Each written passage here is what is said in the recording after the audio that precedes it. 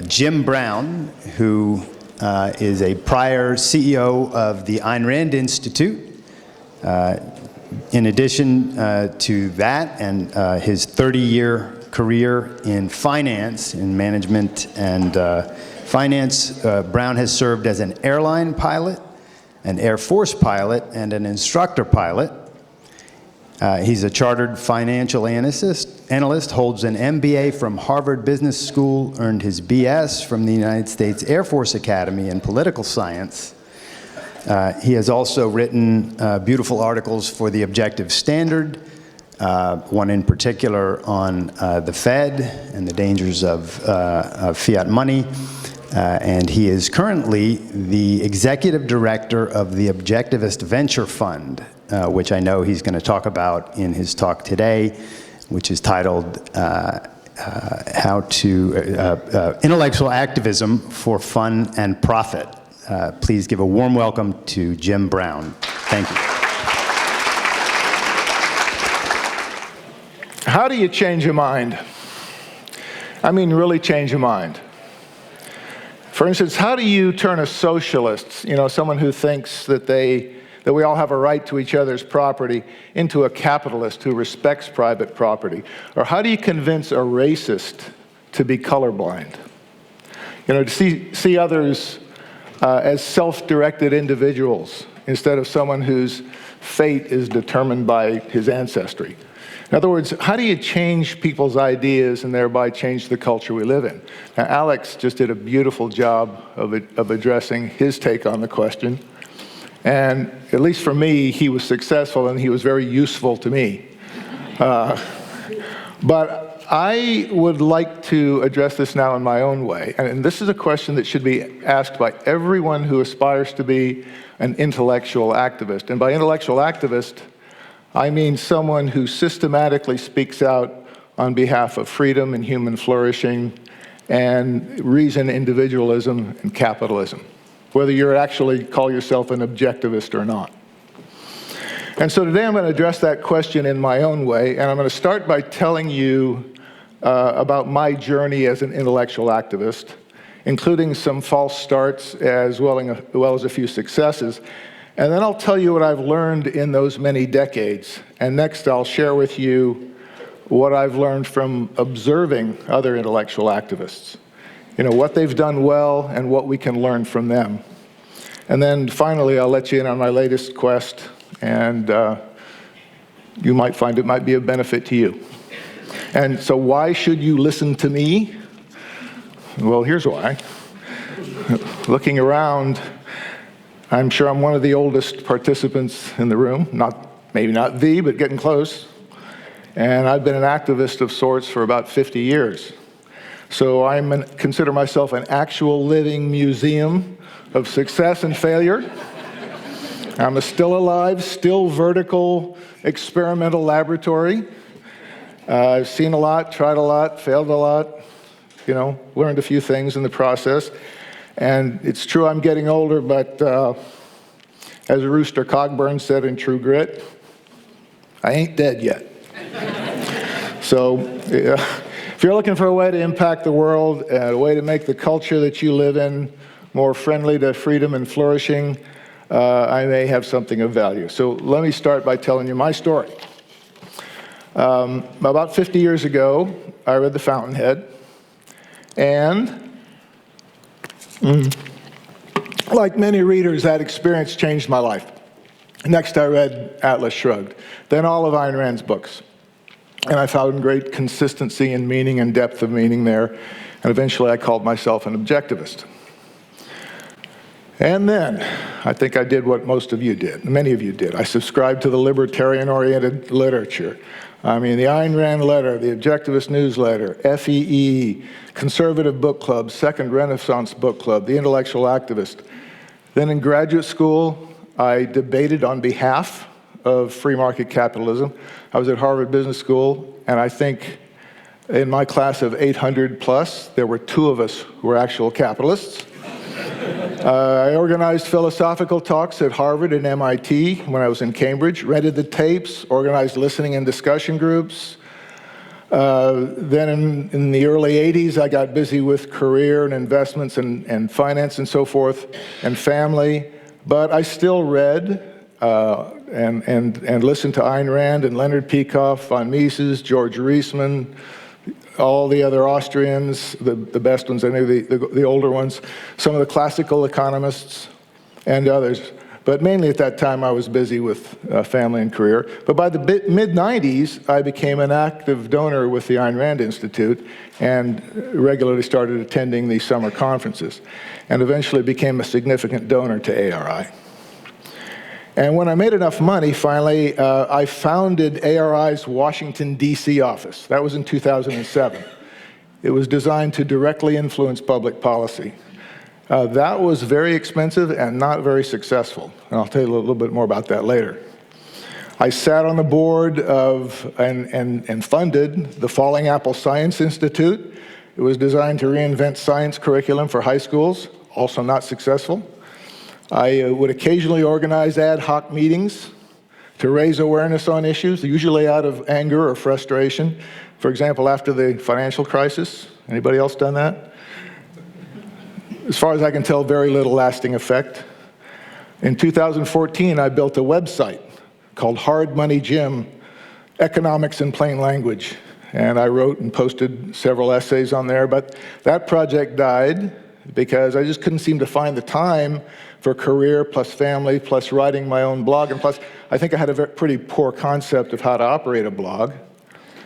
And in late 2015, as I was nearing retirement from my investment partnership, I started writing for the Objective Standard, book reviews, and Craig mentioned an article on central banks. Then in 2016, I was recruited to become the CEO of the Ayn Rand Institute. Due to my age, I agreed to stay on for a maximum of 3 years until I could find a permanent CEO. And I had that job for about 18 months, and then I did find a very dynamic CEO, and I hope you all know him or get to know him, Tal Safani, and I consider him a superior choice, and that period of activism for me was successful, in my opinion. So now I'm on the board at ARI, along with Arturo over here. Hey, Arturo. And I work closely with the new CEO and with other board members. I'm the corporate treasurer. I volunteer with the development group and help them raise money. And there's some ARI staff here, and I just want to say ARI has a great staff, and I really love working with them. Where's Anu? She's here too.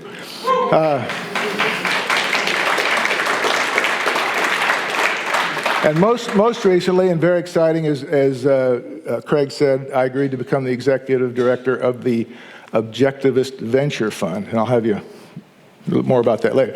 But sort of by summary, the arc of my activist career, if you call it, is I was thunderstruck by Ayn Rand, an avid reader and student of her philosophy, a zealot, and probably a real pain in the butt to some, an amateur scholar, mostly interested in economics, a money man, a donor, then a part-time writer, and then an organization man as CEO and on the board. So objectively, I think I've had some positive effect, but objectively, my efforts have really not been highly focused. And up to now, I've been kind of following my own inclinations without a consistent strategy. So bottom line, I have a lifetime of observation and data, observing successes, observing failures, both my own and others.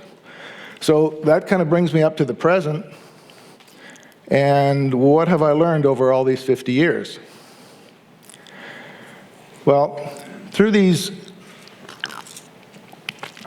many years, I had in my mind a rather linear top-down model of how ideas are spread. And this is the thinking of Friedrich Hayek and Ayn Rand. The idea is that great thoughts, convincing ideas, come to us from great thinkers, mainly from philosophers, and mostly through the universities. The model is powerful ideas are spread from universities to the educated population, then through the professions such as law and journalism, theology, education, science, and then on to the masses and finally into the wider popular culture.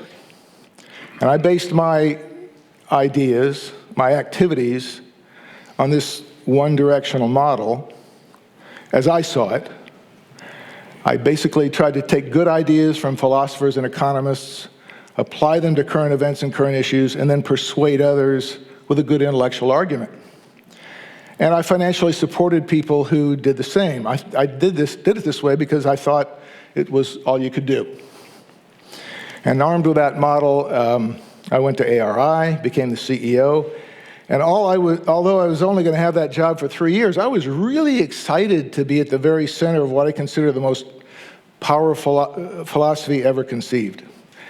And going in, I thought the entire challenge at ARI was going to be a good executive, improve managerial execution, lack of execution. That's what I thought explained failures like the Washington office. ARI just needed better management, I thought, in implementing their many programs. But within a few months, I made what for me was a surprising discovery. First, I saw that ARI was very good, the very best actually, at doing some basic things, all related to educating people in a specific philosophy, in preserving and publicizing Ayn Rand's books and writings and records, in promoting and distributing her books, in running essay contests, developing courses in objectivism and objectivist philosophy. No organization does it better. ARI does and continues to do a superb job on those activities. But I also saw that ARI was trying to do too much and really much more than teach a philosophy. We were writing books on contemporary problems that not enough people were reading. We were advocating specific government policies, but often being ignored. We're doing public meetings and debates on specific issues such as economic inequality and free speech, important issues, and we got some traction, but these were very expensive, and they were without lasting results. All these activities were well-intentioned, but they consumed too much in time and resource compared to their long-run influence on public opinion. The perfect example of this was the Washington, D.C. policy office that ARI opened in 2008. Now, my wife, Kathy, and I independently funded the opening of that office, and we just wrote a big check. That operation consumed resources for years, but ultimately it closed the year before I became CEO. It never really had the right vision or the right mission or the deep development or the leadership it needed to succeed. It wasn't a good investment. Anyway, after a few months at ARI, I realized this. So I looked out the window outside to see who was getting traction and who was reaching an audience with lasting effects. And guess who I saw? Alex Epstein, who had worked for ARI for years. He was in full swing with his Center for Industrial Progress and the Human Flourishing Project. At that time, he was one guy, though he now has some great employees. Craig Biddle was independently publishing this very successful quarterly journal, The Objective Standard. He's constantly updating it and improving it. One guy, and should I say Sarah, plus Sarah, but basically, well now, right, okay.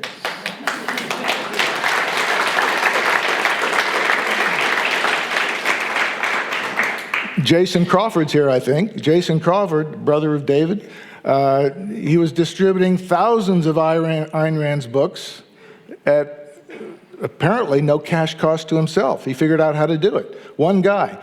In Israel, a gentleman named Boaz Arad was single-handedly converting hundreds of Israelis into full-throated advocates of capitalism and freedom, and he's basically working out of a postage stamp-sized office in Tel Aviv with no money, almost no money. And Jean Maroney had on her own launched a communications and self-improvement program promoting reason, purpose, and self-esteem. And none of these people, these are all great examples of success, and none of these people or projects were from public think tanks. So after a few months as CEO, I began to understand that a philosophical educational organization can't really be effective, in my opinion, across a whole range of activism. These organizations, educational organizations, can, through their programs, inspire activism, which is critical. But they can't really do activism. Now, I don't think it's absolutely true, I want to be clear here, that philosophy does move history.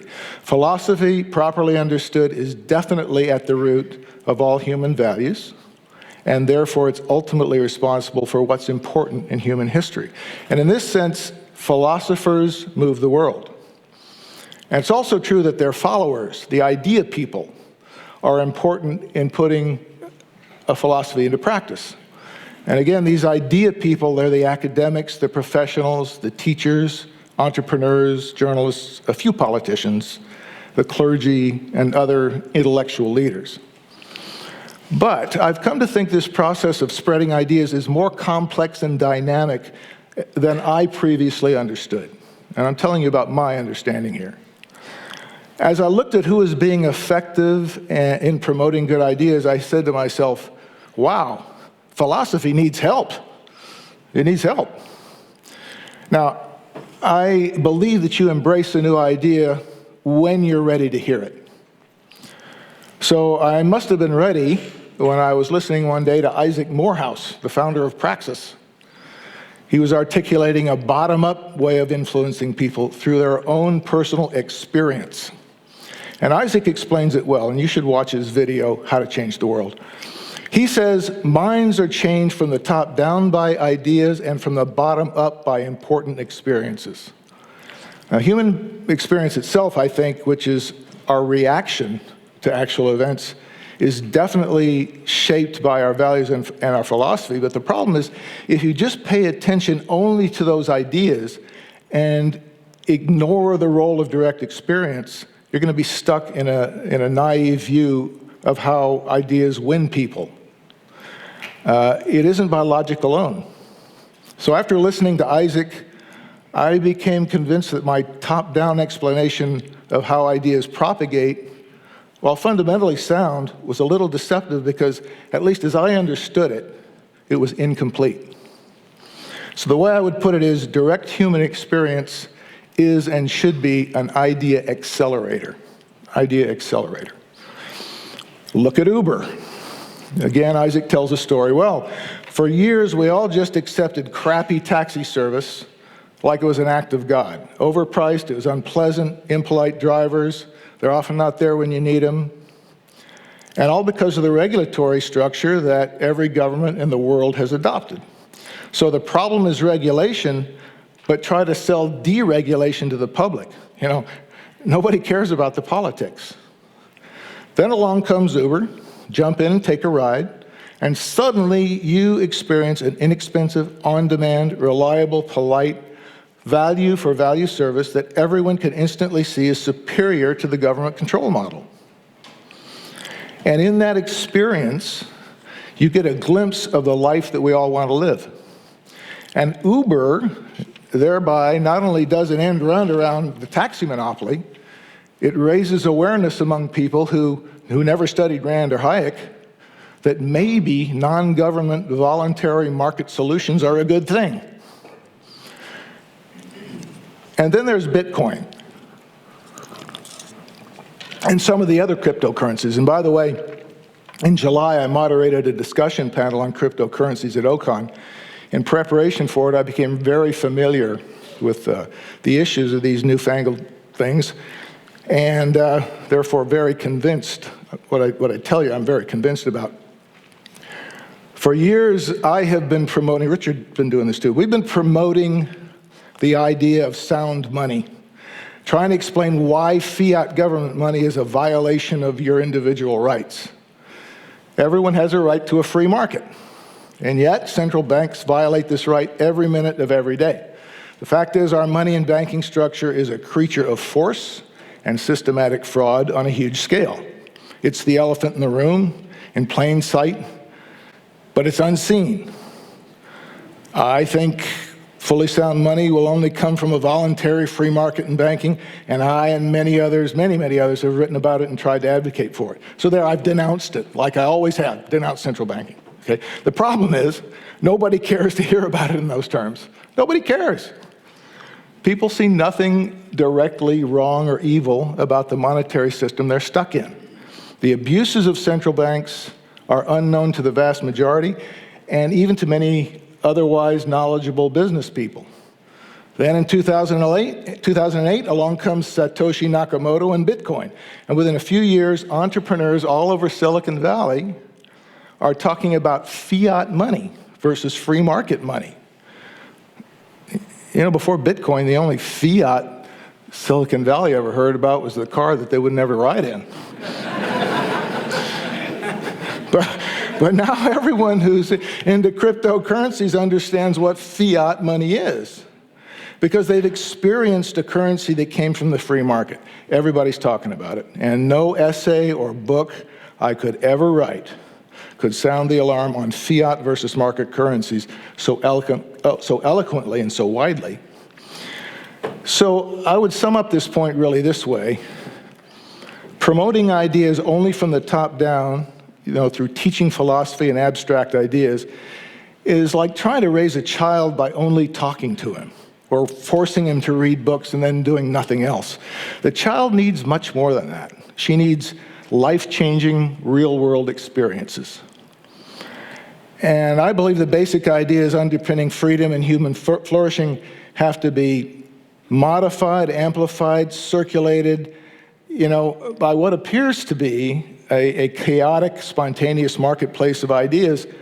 But, may the best ideas win. So I think the real job of the intellectual entrepreneur, and maybe that's going to be some of you, or is already some of you, and maybe more of you, is to translate ideas into a dynamic, life-changing experience for your audience, for your constituents.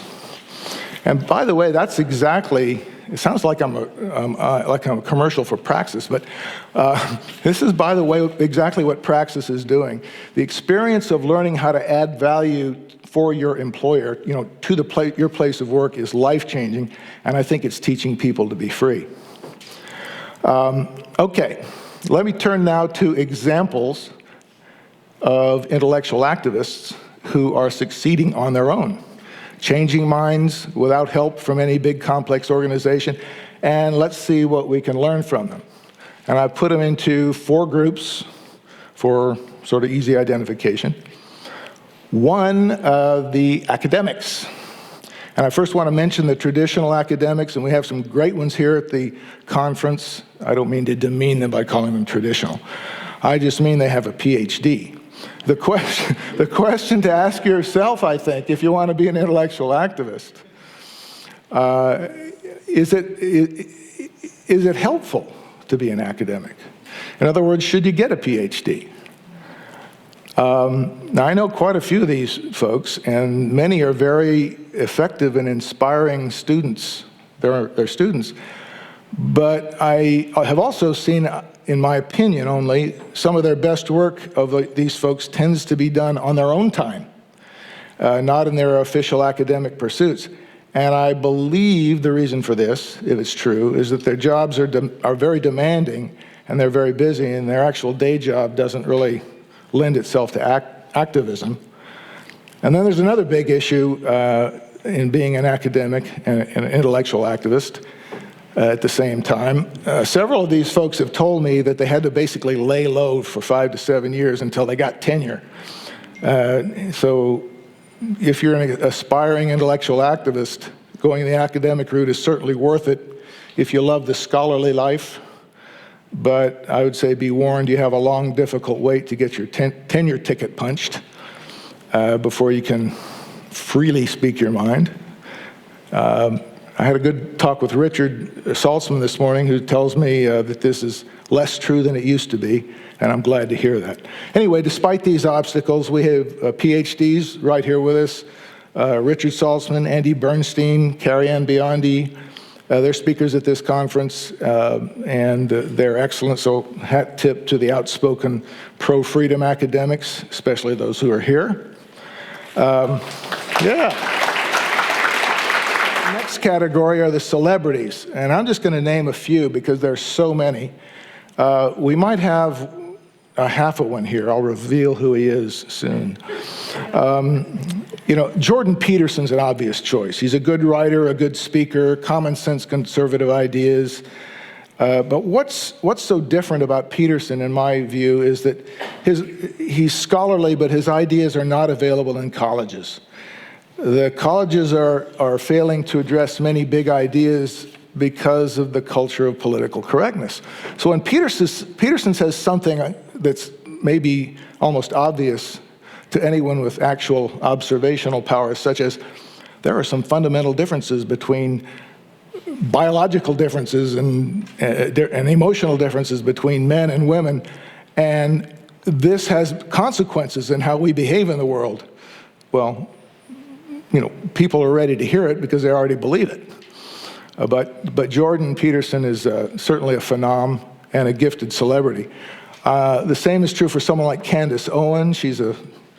Most of you probably know who she is, a young African-American woman who won't succumb. She gives you a message you will not hear in the universities.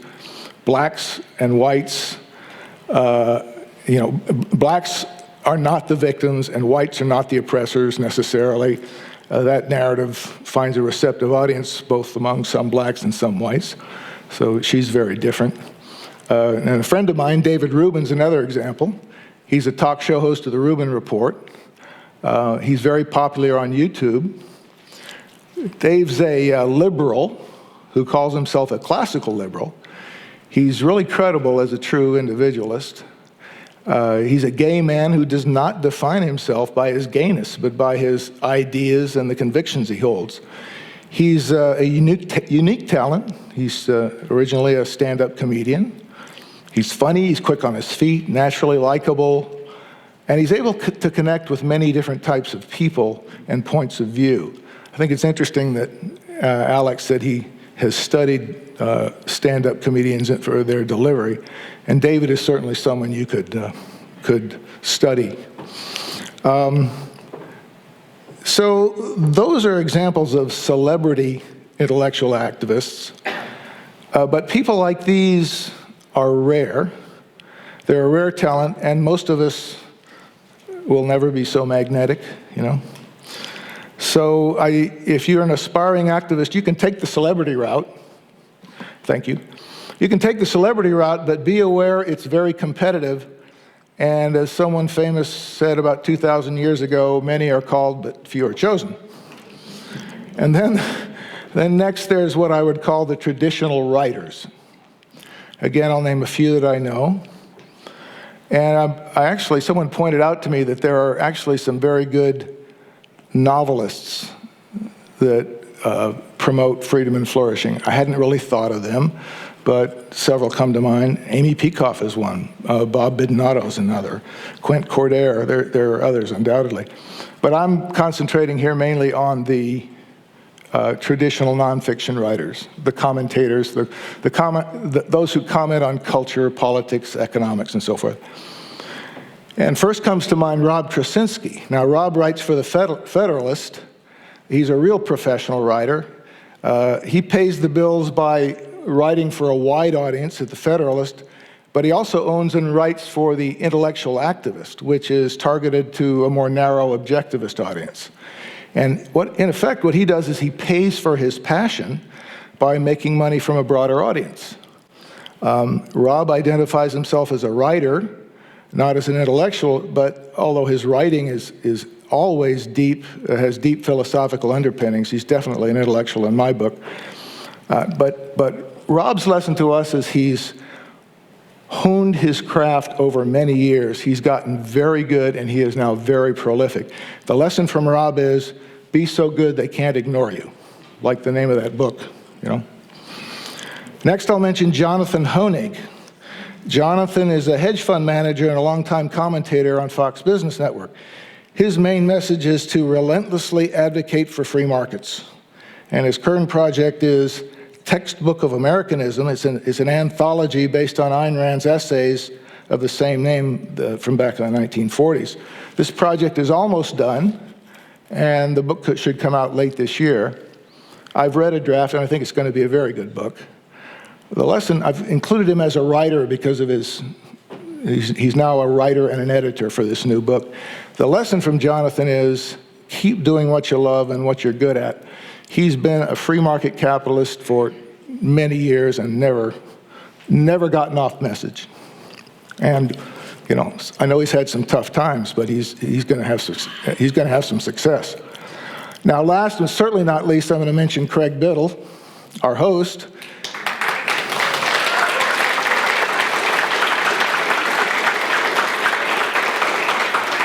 I come here to praise Craig, not to.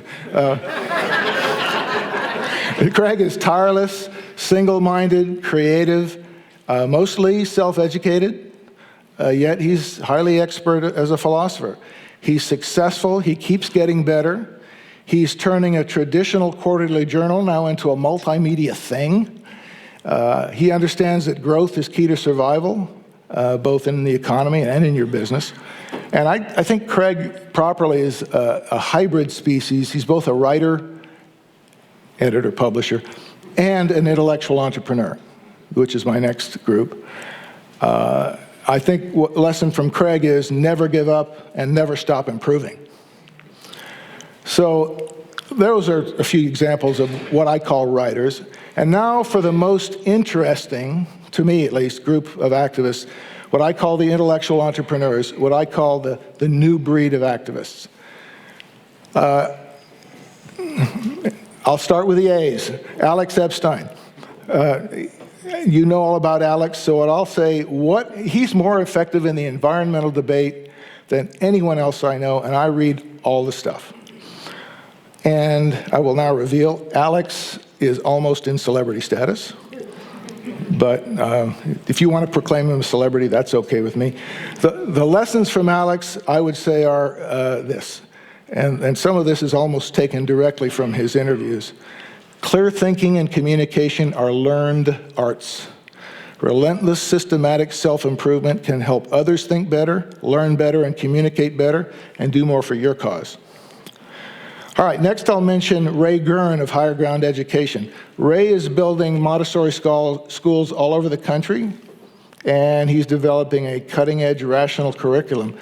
I view his approach to private, for-profit education as, potentially at least, the ultimate solution to our failing public education system. Ray's lesson is really a question. Can a rational approach to private education do an end run around failing public schools, kind of like Uber did to taxis? I can't wait to see. All right, next, Keith Schacht and Doug Peltz. They are co-founders of Mystery Science. Do you all know Mystery Science? Some do, yeah. Keith and Doug are teaching observational science to kids, and they're selling their lesson plans to schools and teachers online.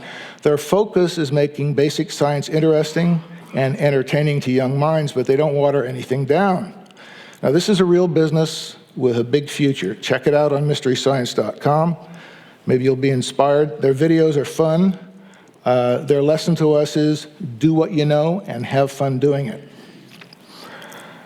Next, I have to mention Isaac Morehouse, founder of Praxis, and his former apprentice and top marketer, Derek McGill. Is Derek here? I know he's at the conference. I don't know if he's in the room. Okay. I just wanted to know I'm talking about him. I'm looking forward to his presentation later on. I'm not going to say much more about Praxis because I've already mentioned the founder, but this is an innovative business that's doing an end run around the myth of university credentials. And to me, the lesson there is find a great idea whose time has come. And I think they have. All right, I mentioned earlier Boaz Arad, who's almost by himself bringing objectivism to Israel. Boaz organizes courses, presentations, book translations. He's the inventor of the top annual award for the best tech startup in Israel. It's called the Atlas Award. Lesson from Boaz: don't ask for permission, ask for forgiveness. And passion, persistence, and tireless effort will pay off. Jason Crawford, who's here, he started Free Objectivist Books by the bootstraps. He's self-sufficient, and when he proved up his concept, he found it was relatively easy to get matching money from bigger donors to expand his project. Jason's an internet tech expert and a programmer. I think I have that right. The lesson from Jason to me is Use what you know to make your project happen. I'll mention someone you may not have heard of, Philip Dammer. Philip is translating Ayn Rand's books into German.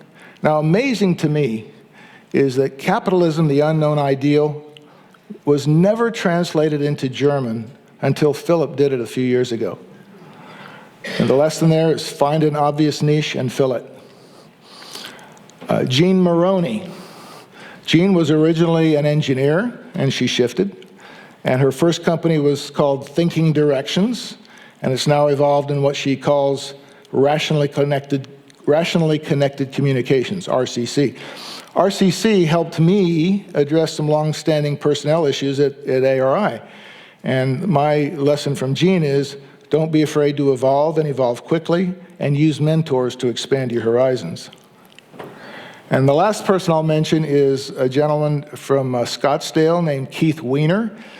He's the CEO of Monetary Metals. He's working to make gold acceptable as money by paying people interest to lend or lease their physical gold and get paid interest in gold bullion without the extra and expensive step of using the futures market. Now, that's a mouthful. If you're not in the business, it may not mean a lot to you, but it really is an unusual business.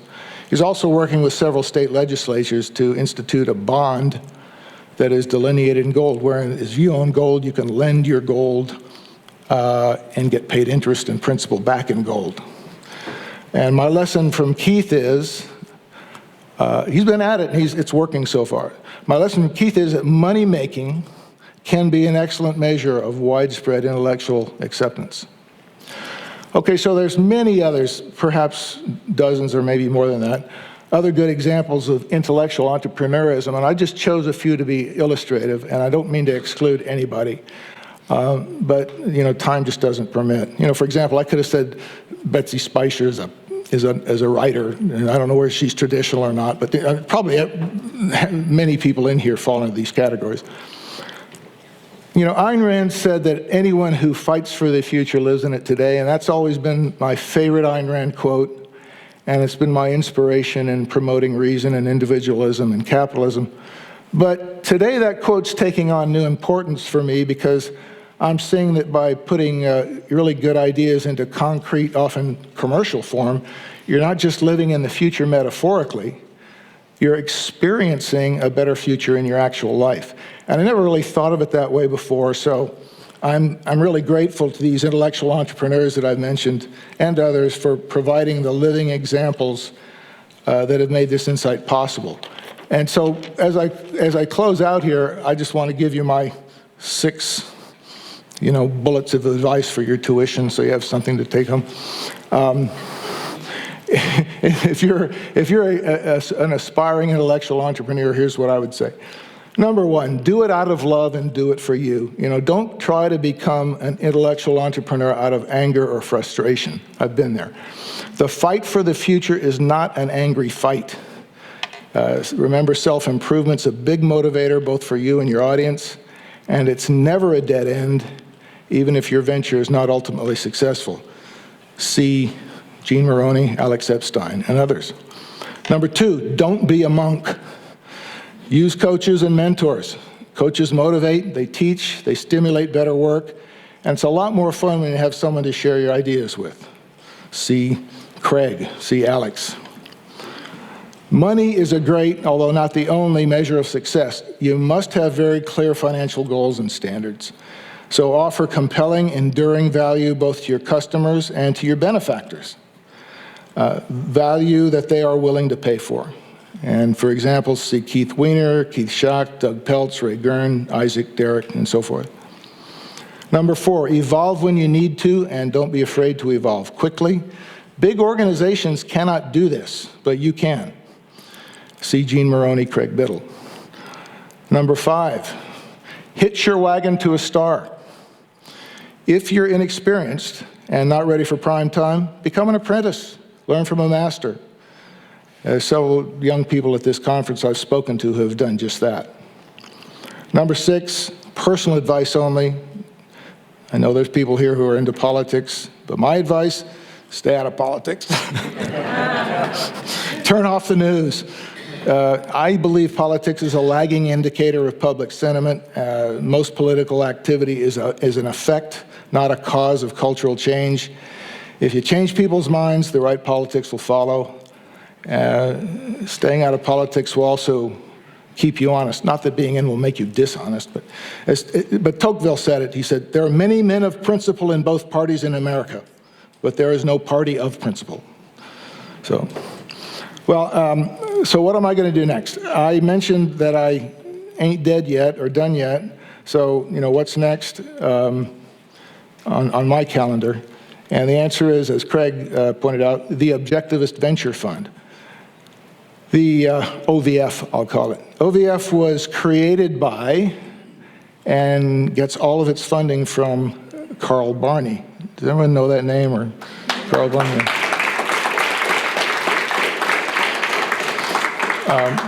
If you're interested in freedom and flourishing and objectives, Carl is someone you probably should know about. He's a longtime promoter of Ayn Rand's ideas. He's a member of the ARI board. He's very committed to freedom and human flourishing.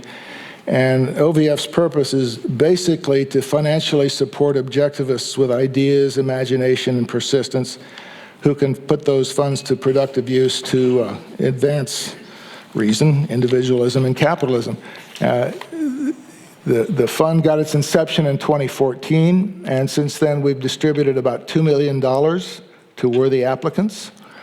Some of these grants were help money or starter money for some of the people I've mentioned today, but most of these ventures are now either self-sufficient or moving towards self-sufficiency. So examples of past projects that were funded include translating Ayn Rand's books into important foreign languages. I mentioned CUI. Helping to fund the annual Atlas Award. It provides partial funding for that. Funds for course development in foreign countries, in foreign languages. Funds for online publications, including social media-related ideas. Research for dissertations, book giveaways, distributions, educational seminars, and so forth. The good news is that for today is that OVF is ramping up and expanding. As Craig said, I'm now the executive director, and I'm looking to hire a full-time assistant. Craig Biddle and Tal Safani, who's the new CEO of ARI, are working with me to evaluate applications.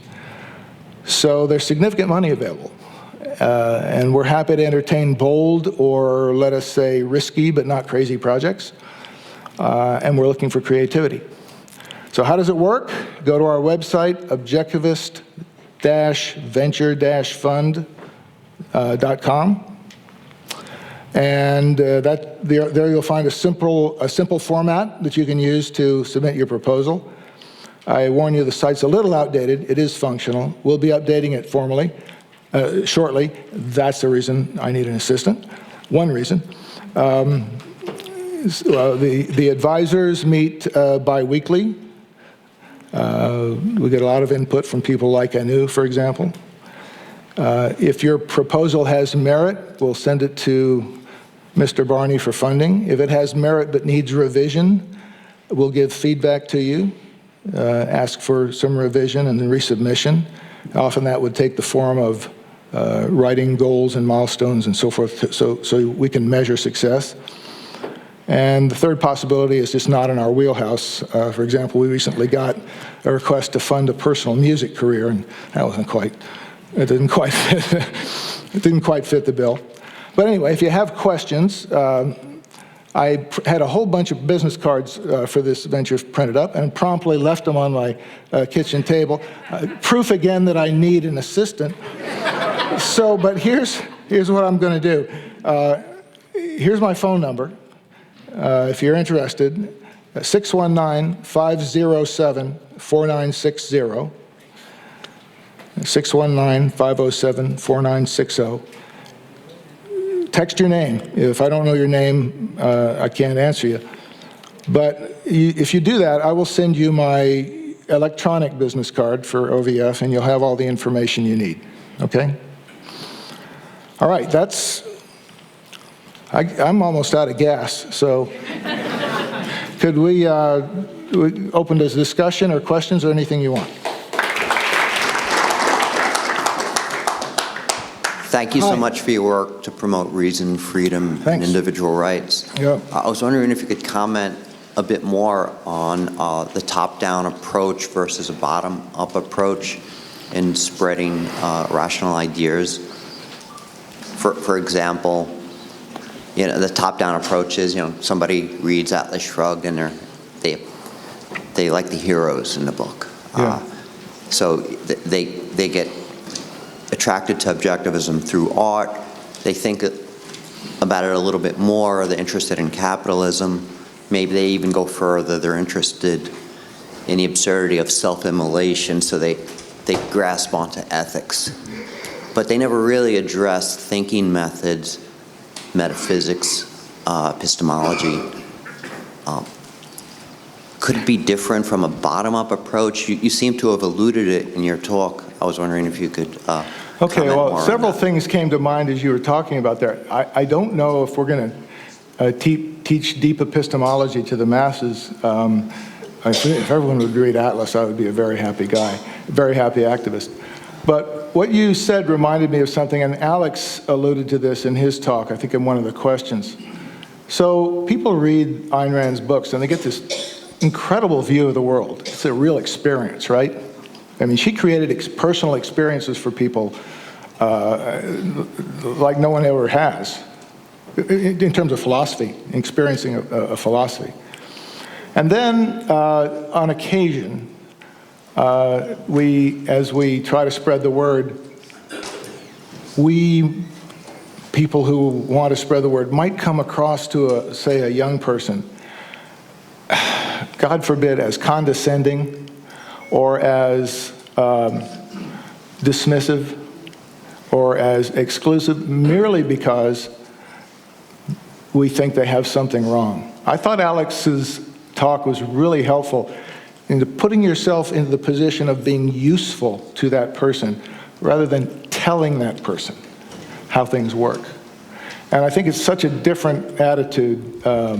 That is what came to mind. To me, that reminded me when Alex spoke of that, of a sort of a bottom-up experience that people can have that would enhance that would make them want to learn the philosophy as opposed to being turned off.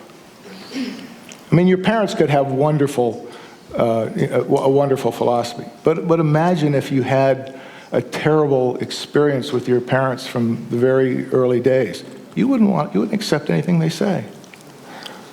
So thank you for that question. Yeah. Hey, thanks for the talk. Yeah. You mentioned the Falling Apple Science Institute. Yeah. I have an interest in that because I'm interested in continuing work in science and induction in science. And I was wondering, was there any lessons you learned from that experience? I guess I'm stuck on this experience thing right now, but one lesson I learned was that the writers of that curriculum really had and have some excellent ideas. Really good. I mean, I think revolutionary. Yeah. But they refused to teach them those things and learn about the teaching as they were writing. They wanted to write it all from the top down and then just give it to people. And I couldn't, the other board members and I couldn't convince them to get into the classroom, teach it, beta test it, revise, rinse, repeat, and I believe it was a mistake, and ultimately they sort of lost heart, and they ended up writing a really good observational astronomy course. Yeah, I use that with my students. Oh, you do? Yeah. Do you agree with me? It's super.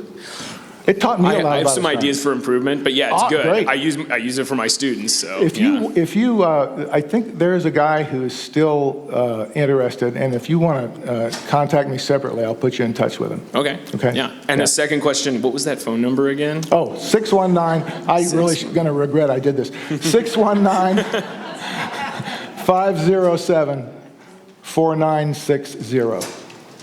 Thank you. Thanks, all right. Hi. Hi there. This is more of a statement than a question, but maybe you can elaborate a little bit about your approach, because I've noticed it's been very consistent. I've really, really admired it. First of all, I just want to quote out Leonard Peikoff's, there's a quote in OPAR, which is one of my favorite, which is, "The first duty of justice is to defend and praise the good." And it's always stuck with me. And I think that that kind of sums up your approach here this morning. And I really, really appreciate you calling out those people who are intellectual activists and talking about why you like them and what good they have done. Well, I don't know if justice just comes naturally. I just think they're great. Yeah, exactly. Yeah, I mean, if it's justice, all the more better. Right. Yes, values are important, and justice is one of them. But value and positive values are great.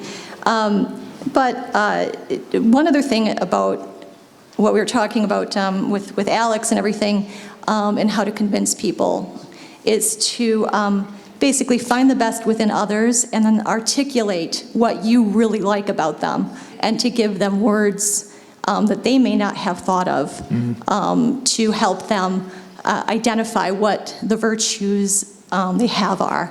So I just want to thank you. That can be very motivating to people. It is. Yeah. Yeah. So thank you. Good for you. Yeah. Thank you so much. I almost skipped this morning, and I'm glad I didn't. Me too.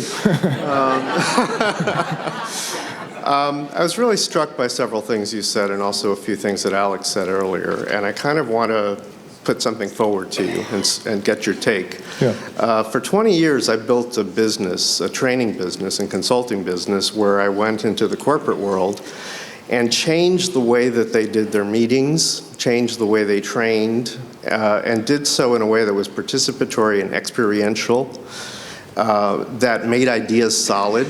And this is how I would bring the ideas of Ayn Rand into corporate settings. And I'm not someone who likes going to conferences, and I don't like sitting in lectures for hours and hours and hours. And I look around this room, and the one thing that's not missing here is brains. I mean, just by definition, this is a crowd of high minds, and experience, incredible experience. You mean there's a lot of gray hair? Turned 60 in July, Yeah. so I'm in the crowd.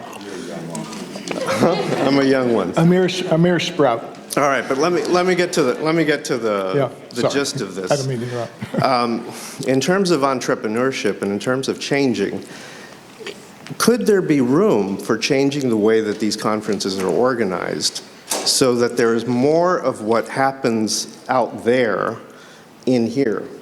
You know, those conversations that go out in the hall are some of the most vibrant and intelligent conversations that I ever have. I love to listen to Carrie Ann. I love to listen to Andrew Bernstein. I love to listen to the other folks. But I am dying to exchange those ideas with the other people around me. So are there ways that even someone like myself can help to reconfigure and reorganize so that we turn experiences into new ideas? First thing that comes to mind is be Craig's apprentice. I'm sure there are. It's not something that I have given much thought to, but I suspect that these things can be greatly improved and possibly reformatted. And so I wish you luck on that. Yeah. I think we have, and thanks for the question. I think we have about 3 minutes left here.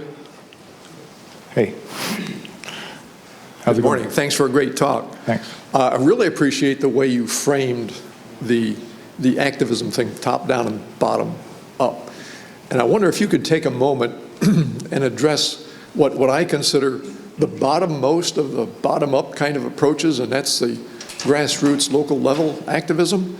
I guess I've had discussions with other people about that, and I'm aware of some local groups. Charlotte has a group. There's a small one here. Various places. Atlanta has a group.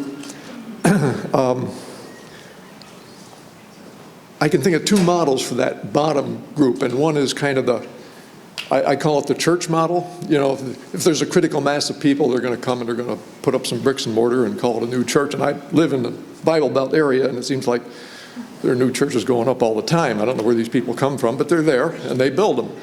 The other is build it and they will come approach. There's probably other models that I'm not thinking of. I was just wondering your take on that bottom-most kind of approach. Is there room for it? Is it too early for it? Not enough people? Oh, no, it's not too early. I would say time is ripe, and the only advice I would purport to give there is go young. Figure out how to get to young people. I mean, integrating Montessori, perhaps. We don't need to, rattle around ideas among our gray skulls. We need to get to the young people. So thank you. The last question here. Here we go. Thank you for your lecture. Thank you. I want to talk, my question is about something Leonard Peikoff mentioned in his book, Dem Hypothesis, where he talks about cultural products. I'm sorry, you said in the Dem Hypothesis? In the hypothesis, he talks about cultural products which change history. The cultural products are experiential products which change history. So he has few products like politics, physics, literature, and I can't remember the fourth one right now. What do you think, how urgent is the need to bring objectivism in physics? In physics. In physics? Yes. Sir, you are so far out of my field. I must apologize. I mean, my son is a physics whiz, and he talks to me about particle physics and has Richard Feynman's lectures by the side of his bed. I don't know what he's talking about. So I wish I did. Can I clarify? I think we're out of time, but I'll be glad to talk about. If you think you can get through my old gray skull, I'll be glad to talk to you about it separately. Thank you.